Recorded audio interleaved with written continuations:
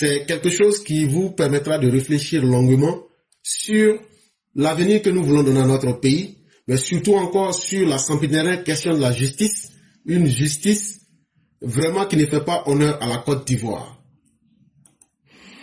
Bonjour ou bonsoir à tous. C'est un honneur pour moi de prendre la parole aujourd'hui. Je voudrais m'exprimer sur un seul sujet de société aujourd'hui. Il s'agit de la dénonciation de nos problèmes de société en Côte d'Ivoire. De plus en plus, il est devenu très difficile pour les citoyens ou les activistes ivoiriens de pouvoir dénoncer un problème réel de société sans toutefois avoir des problèmes ou bien sans toutefois faire l'objet d'une plainte de la part de quelqu'un qui est puissant ou bien qui a une position sociale ou bien de la part des gens dont les intérêts sont dérangés. De quoi il s'agit exactement? On voit bien, dans une société qui veut évoluer, dans une société qui se veut forte, dans une société qui veut garantir un avenir meilleur pour ses concitoyens, il est impératif que le citoyen arrive à dénoncer les problèmes qu'il voit et que ces problèmes soient résolus sans toutefois qu'il fasse l'objet d'une plainte de la part d'un individu.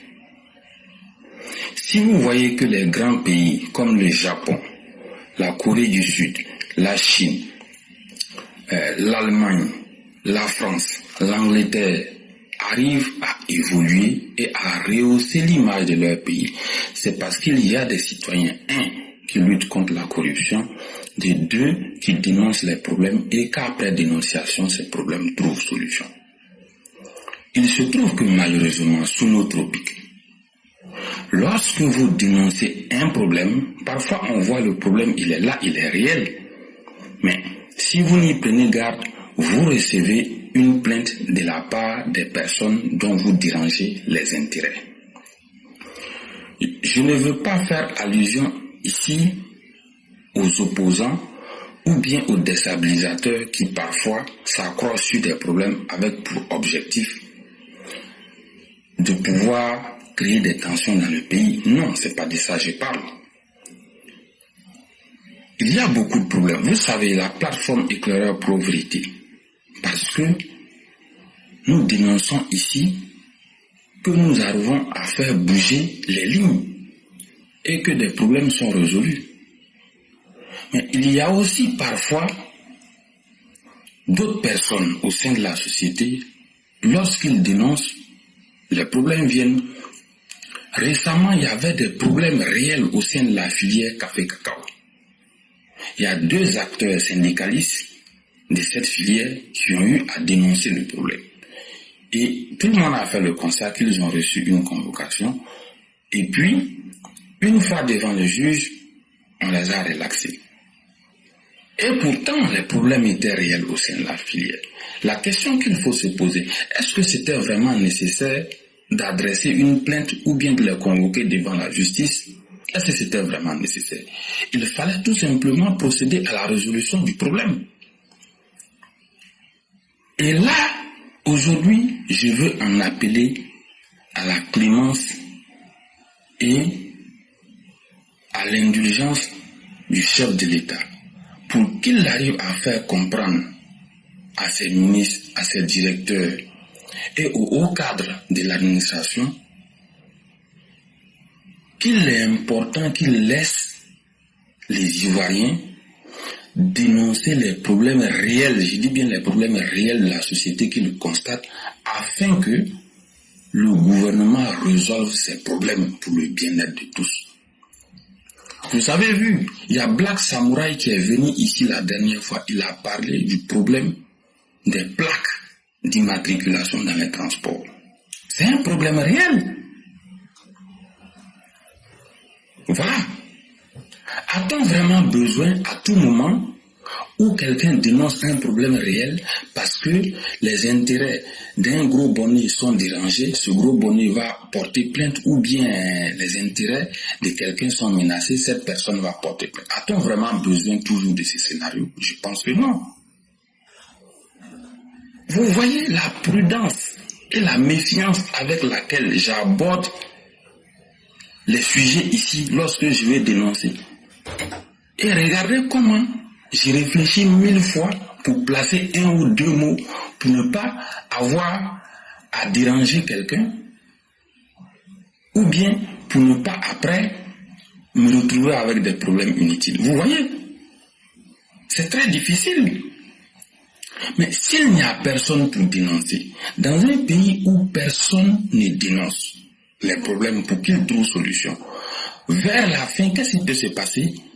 Il peut se passer une révolte généralisée qui va déstabiliser le pays. C'est cela la réalité. Si dans un pays on refuse que les problèmes réels persistent, je dis si dans un pays on refuse que les problèmes réels de la société soient abordés et dénoncés, à un moment donné, qu'est-ce qui va se passer?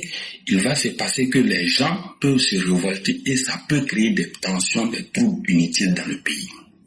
Nous n'en voulons pas. Le président de la République, il accepte que les problèmes soient dénoncés. Mais il y a beaucoup de hauts cadres dans ce pays qui n'acceptent pas, parfois. Malheureusement. Vous voyez? Et pourtant, il le faut. Il y a des domaines même de la société. Parfois, quand il y a un problème, lorsque vous partez enquêter, vous découvrez des choses, mais vous êtes obligé de faire marche arrière. Parce que vous voyez le problème, il est réel.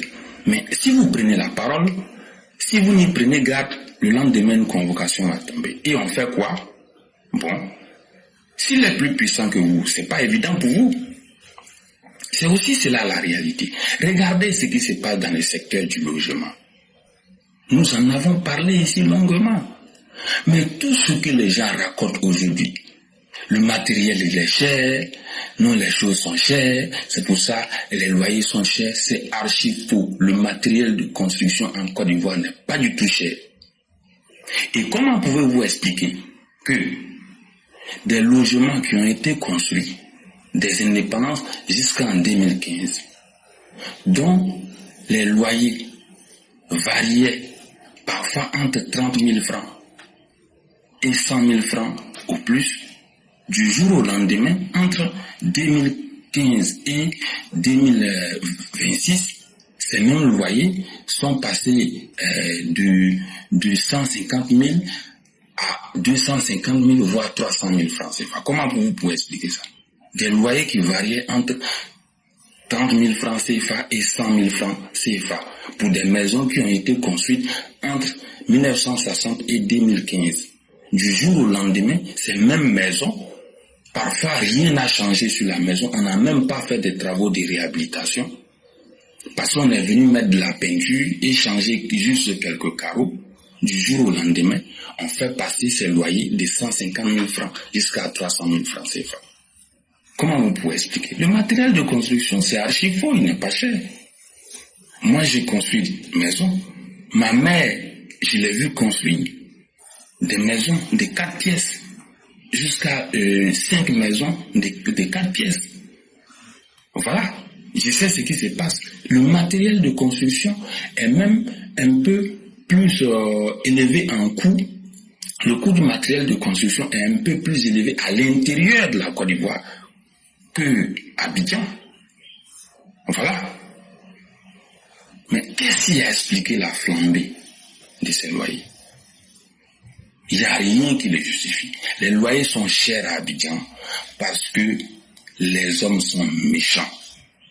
Il y a un groupe d'intérêts qui veut s'enrichir rapidement à travers le logement et parce qu'ils sont méchants. C'est aussi simple que ça. Mais tout de suite, vous faites une enquête. Il y a des choses que vous découvrez que vous ne pouvez pas aborder sur la place publique.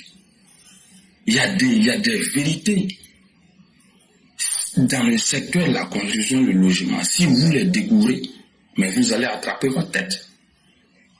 si vous vous amusez à aborder ce problème à la place publique, mais vous allez déranger les intérêts de certaines personnes. Mais ils ne vont pas vous laisser, ils vont vous convoquer, ça c'est sûr.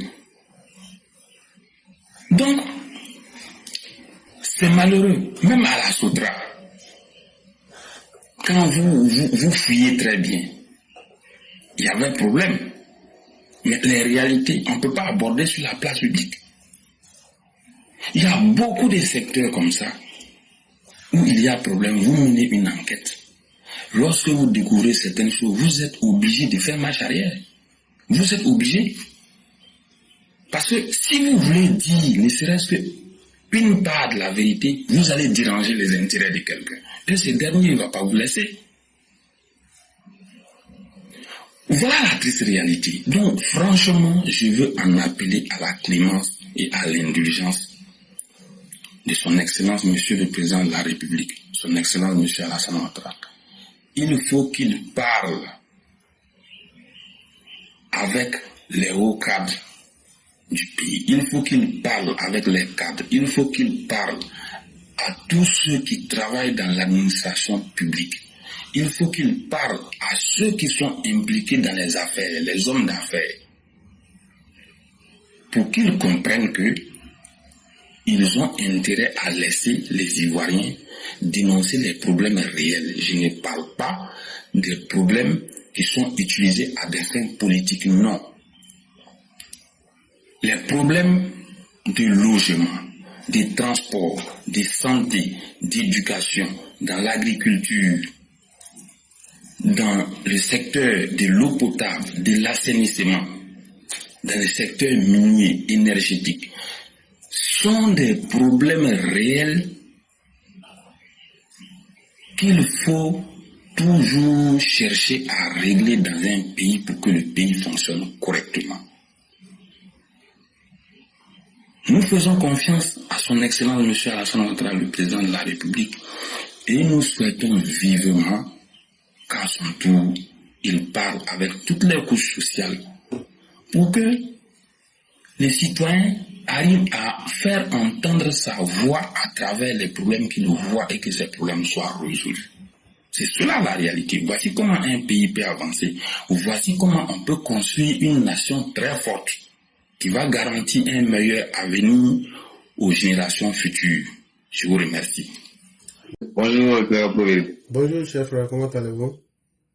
Je vais bien, vous? Dieu merci, tout va bien. Ok. Excellent mois de Ramadan à tous les EPV. J'ai une question à vous poser. C'est concernant la rencontre entre le PPACI et le COSIM.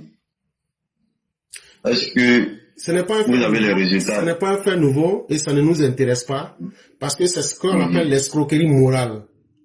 Après avoir fait tuer les Ivoiriens, après avoir mis le pays à sang, c'est ce que nous avons dit.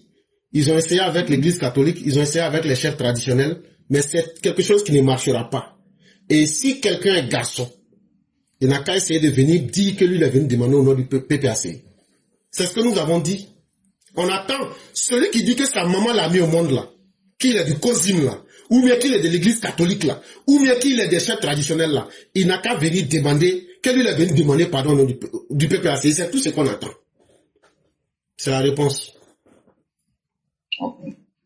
Après, c'était ça ma Parce question. que Merci beaucoup. le jeune homme Clément qui a été tué là, on va demander à la personne d'apporter sa maman et son papa, on va les égorger en public pour dire qu'on n'a pas donné. Les biens qui ont été détruits à Yamoussoukro, on va leur dire ils n'ont qu'à venir à la facture dans leur main. Ils n'ont qu'à payer les gens, ils vont venir payer un à un. Là maintenant, on va dire, comme vous avez fini de payer là, on va vous pardonner. C'est tout. Si faire de la politique, c'est mettre la vie des gens en danger et chaque fois venir demander pardon, vous pensez que la vie d'une personne, c'est le pardon? Vous avez détruit la vie de M. Clément. On va leur pardonner. Que devient la famille de Clément? Si les gens veulent que la Côte d'Ivoire devienne pire que la Somalie, là, ils n'ont qu'à continuer dans ça. Mais on attend celui ou celle que sa maman va abandonner là, qui va venir s'arrêter là. Ce jour-là, peut-être qu'on va se retrouver à la justice. Parce que ce qu'on va leur montrer là, ça ne sera pas un amusement. Donc pour nous là, ils peuvent faire leur cinéma. Mais nous on regarde la justice ivoirienne. Si la justice ivoirienne veut se fourvoyer, ou bien l'État de Côte d'Ivoire veut se fourvoyer, c'est pas l'État de Côte d'Ivoire qui dit que quand tu as un problème, là, tu dois te diriger vers l'institution qu'il faut. Le problème qu'ils ont aujourd'hui, est-ce que c'est un problème religieux? Est-ce que c'est un problème? Est-ce que les chefs traditionnels ne les ont pas conseillé de ne pas aller sur cette voie-là? Et aujourd'hui, c'est ceux-là qui vont se lever pour venir pardonner. Et donc, l'État va se dédier parce qu'eux sont PPACI. Parce qu'eux, ils ont voulu, s'ils avaient bombardé le site d'Avagou, là, on serait en train de demander pardon. À un moment, il faut qu'on arrête. Mais j'attends, je veux voir celui qui va venir demander pardon, là. On va lui dire le nom de sa maman ce jour-là. Il y a certains modèles là, il faut qu'on arrête. Le gouvernement était clair. Tu as un problème de justice, tu vas en justice. Tu as un problème social, tu vas toucher comment on appelle, l'institution qu'il faut. Et c'est cette parole du gouvernement que nous regardons. Si le gouvernement lui-même va se dédire là, on les regarde dedans. Et si le gouvernement se dédie là, ça veut dire que chacun doit être maintenant maître de sa propre sécurité et ça voudra dire que chacun donc peut se venger comme il veut. C'est ce qu'on attend. Mais aucun crime ne restera impuni. Ça, c'est terminé.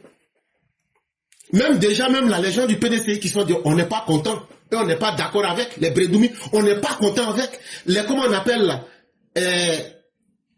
le docteur là, Osman là. Il faudrait que le gouvernement nous rende compte. Parce que ce n'est pas eux leurs parents qui ont été tués. Ce n'est pas eux leur vie qui a été mis en danger. Mais quand ces personnes, le fait même de les voir, ça nous met dans un état que vous ne pouvez pas imaginer. Et donc il y a des modèles là, il faut que ça s'arrête. Donc voilà un peu la réponse que j'aurais pu donner. Merci beaucoup.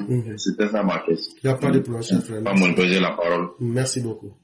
Et j'aimerais moi déjà parler déjà, si les gens du PDCI et les gens du PPACI se permettent aujourd'hui de rencontrer le COSIM, c'est dû à la fébrilité de notre justice.